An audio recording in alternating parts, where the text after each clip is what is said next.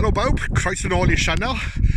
Baris yma eto, ac unwaith eto, mae fideo o ffosiliau gyda fi. Nawr, dyw hwn ddim yn edrych fel y lle, math o le arferol bys chi'n dod i ffeindio ffosiliau. Ond, looks can be deceiving, fel maen nhw'n gweud yn Saesneg. Wi yng nghanol hen reef coralau o'r oes Oxfordian yn ystod y cyfnod Jurassic. Dwi yma yn Steeple Ashton yn beth yw e? Wiltshire yn Lloegr. Wedi croesi'r ffin eto. Sianel rwngwladol yw hwn. Anyway, dwi bod yn chwilio drwy'r caeau yma i ffeindio coralau. Nawr, dwi ddim yn mynd i wneud lot o fideo yma, does dim pwynt. Na gyd, byddwch chi'n gweld, yw fi yn plygu lawr i ffeindio coralau. Coral ar ôl coral. Felly beth na i stop o ffilm o nawr. Falle na i ffilm o cwpl o coralau fan hyn yn y ca. Ond bydd gweddill y fideo wedi hynny just yn luniau o'r pethau wedi ffeindio yma yn ytrach na fideo hir, boring iawn o fi yn crwydro drwy ca. Okay, dyna yw'r cynllun anyway. Iawn te, dyma'r fath o beth fi'n chwilio amdano. Os edrychau i lawr fan hyn, chi'n gweld hwn? Dyma ffosil o coral. Chi'n gweld y septa fyna. Ac mae miloedd ar filoedd o rhain yma. Mae'n lle da i ddod i ffeindio nhw. Nawr, does dim fawr o ddim byd arall yma, ond ffosiliau. Mae yna gwpl o bethau, na i ddangos nhw wedyn, ond gan fwyaf coralau. Dyma beth arall, dyma. Dyma coral arall. A fan hyn, wrth gwrs, coral arall. Dyna ni, na'r fath o beth sy'n yma.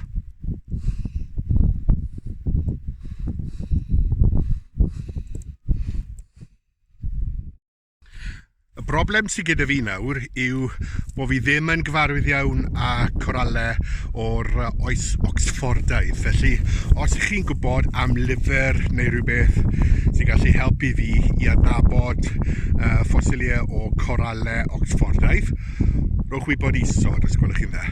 Diolch yn fawr.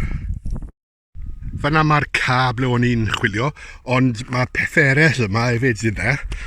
Peth da am ddod yma ar ddiwedd mis Awst yw bod yn mwy ar diawn mas.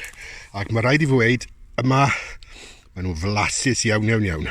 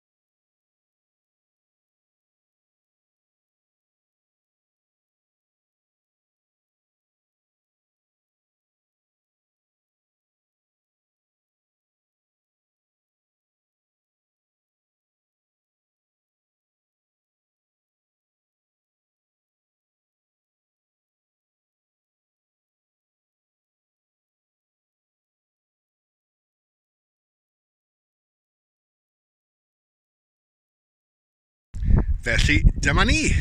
Na beth eindes i yma yn Steve Lashton. Os ydych chi'n joio'r fideos yma, tan ysgrifiwch, cliciwch ar subscribe isod. A hefyd, os ydych chi eisiau clywed pan mae fideo newid yn dod lan, cliciwch ar y gloch hefyd mwyn gweld hynny. Ond tan y tro nesaf, hwyl fawr i chi.